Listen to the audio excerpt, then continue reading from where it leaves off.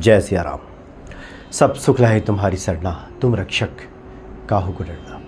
पिछले वीडियो में आचार्य जी ने चर्चा की थी कुछ हनुमान जी के मंत्रों की, अन्य देवी देवताओं के बारे में भी उसमें चर्चा की गई थी। और चर्चा के दौरान उन्होंने कहा था कि बहुत से ऐसे मंत्र हैं जिनको किलित किया गया है, जिनका उत्कीलन आवश्यक है, यानी उनको बांध दिया गया है। इस बाबत कुछ प्रश्न सामने आया कि इससे भक्ति में क्या बाधा नहीं पड़ेगी, क्योंकि हमें पता नहीं चलेगा कि किस मंत्र को बांध दिया गया है, किस मंत्र का उत्कीलन आवश्यक है। अगर हम उन मंत्रों का उत्कीलन ना करें, यानी उनको बंधे हुए स्वरूप से बाहर ना लाएं, जो उनको गोपनीय बनाया गया है उन गोपनीयता से बाहर न लाएं, तो उनका पाठ करें, जप करें, तो क्या इसका हमें फल प्राप्त नहीं होगा? इसके बारे में स्पष्ट करें। ये बहुत से मैसेज प्राप्त हुए हैं, तो उस वीडियो में ही आचार्य जी ने बता दिया था कि उसका फल आपको प्राप्त होगा, निश्चित ही होगा। क्योंकि दुर्गा सप्तशती का जो लोग पाठ करते हैं वो जानते हैं कि शुरू के ही कुछ अध्यायों में उसमें निष्किलन की पूरी प्रक्रिया लिखी हुई है कि किस प्रकार से हम विन्यास करेंगे और क्या उसकी विधि होगी, किन मंत्रों का हम जप करेंगे, पूरी प्रक्रिया दी हुई है और उसका उत्कीलन होगा। उसके बाद अब दुर्गा सप्तशती का पाठ करेंगे। कारण ये होता है कि हमारे बहुत से ऐसे मंत्र हैं जो अति शक्तिशाली हैं, खास करके जो बीज मंत्र हैं, तांत्रिक मंत्र हैं और बहुत शक्तिशाली मंत्र हैं, जिसमें कि श्री विद्या है, बगलामुखी है, हनुमान जी के बहुत सारे किलित मंत्र हैं, जिनमें इतनी शक्ति होती है कि मारण, मोहन, स्तंभन, उच्चाटन, ये शक्तियाँ से विराजमान होती हैं। अगर साधक चाहे तो मारण मंत्र का प्रयोग कर सकते हैं, वो किसी को वश में कर सकते हैं, स्तंभन कर सकते हैं, उच्चाटन लगा सकते हैं, मतलब उसका घातक प्रयोग भी किया जा सकता है इन मंत्रों का। इतनी शक्तियाँ हैं उसमें, इसलिए अयोग्य व्यक्ति के हाथ में ना लगे, लोग इसका दुरुपयोग न कर लें, इसलिए इसको बांध दिया गया और इसके कुछ नियम और शर्तें इसमें जोड़ दी गई। हालांकि सभी मंत्रों के साथ ऐसा नहीं है कि सबको किलित किया गया है।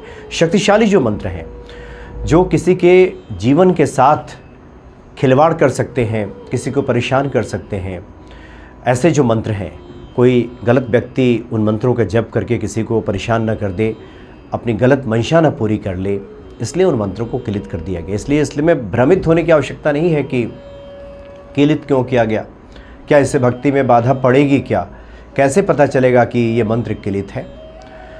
तो जो सामान्य मंत्र है जिसका हम नियमित जप करते हैं, भगवान शिव, माता पार्वती, भगवान राम, हनुमान जी, सीता माता, भगवान श्री कृष्ण, ये जो तमाम जो मंत्रों का हम जप करते हैं वो किलित नहीं है और उसमें उत्कीलन की ऐसी कोई बाध्यता नहीं है कि आप उसका उत्कीलन करेंगे तभी उसका फल प्राप्त होगा। बल्कि दुर्गा सप्तशती भी जो लोग पाठ करते हैं, बड़ी संख्या में ऐसे लोग हैं जो कि उत्कीलन नहीं करते और पाठ करते हैं, उनका फल भी उन्हें प्राप्त होता है। तो आचार्य जी ने ये कहा था कि फल प्राप्त होगा, लेकिन जिस गति से होनी चाहिए और जो पूर्ण फल हमें मिलना चाहिए वो नहीं मिल पाता। इसलिए जब कभी भी आप किसी योग्य ब्राह्मण को बुला करके आप कोई भी पाठ कराते हैं, नवरात्रि में जब दुर्गा सप्तशती का पाठ कराते हैं, तो उसका उत्कीलन की जो प्रक्रिया है वो निश्चित ही करते हैं, उसके बाद फिर पाठ आगे बढ़ता है। इसलिए इसको इस रूप में समझने की आवश्यकता है।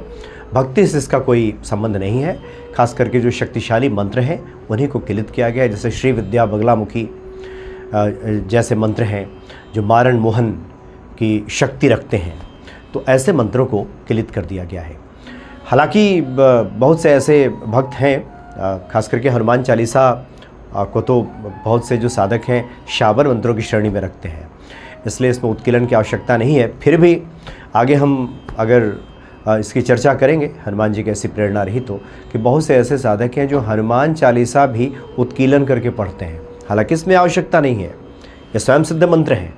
लेकिन कई बार होता है कि हनुमान चालीसा अगर हमें समुचित प्रभाव नहीं दिखा रहा है और हमारे जीवन में वो चीज़ें अनुकूल नहीं बैठ रही हैं, क्योंकि कई बार होता है कि कुछ संतों ने यहाँ तक माना है, उसको हालांकि सार्वजनिक तौर पे लोग नहीं बताते, लेकिन कहते हैं कि तुलसीदास जी के समय में भी तो इस तरह की बात आई होगी कि हनुमान चालीसा से सर्व कार्य सिद्ध हो सकता है, तो कुछ लोग इसका गलत दुरुपयोग भी कर सकते हैं।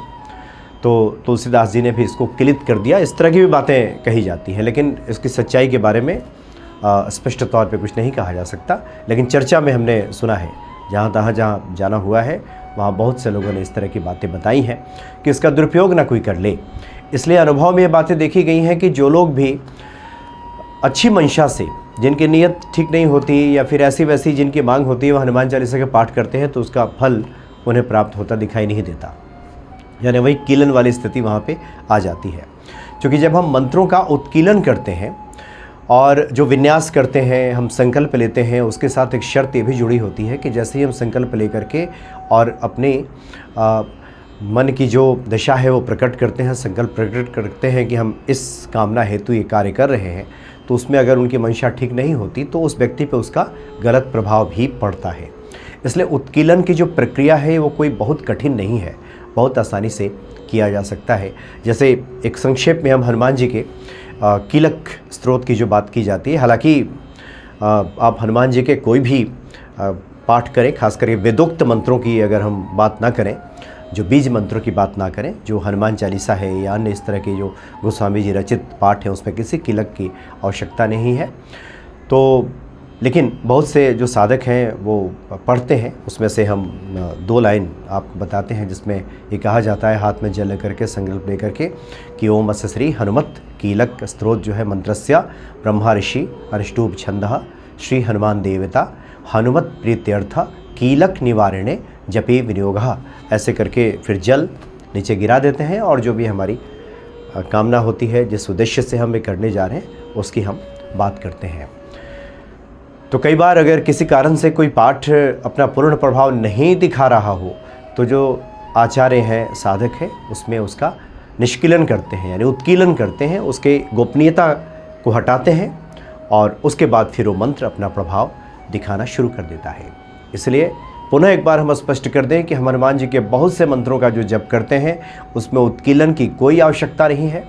आप जैसे जप कर रहे हैं उसका पूर्ण फल आपको प्राप्त होगा। जो कठिन मंत्र हैं, जो शक्तिशाली मंत्र हैं, जो किसी को मार देने की, वश में कर लेने की, स्तंभन करने की क्षमता रखते हैं, उसका कोई दुरुपयोग न कर ले। अब एटम बम किसी गलत आदमी के हाथ में पड़ जाए तो वो तो विनाश ही करेगा, वो तो उसका गलत दुरुपयोग करेगा।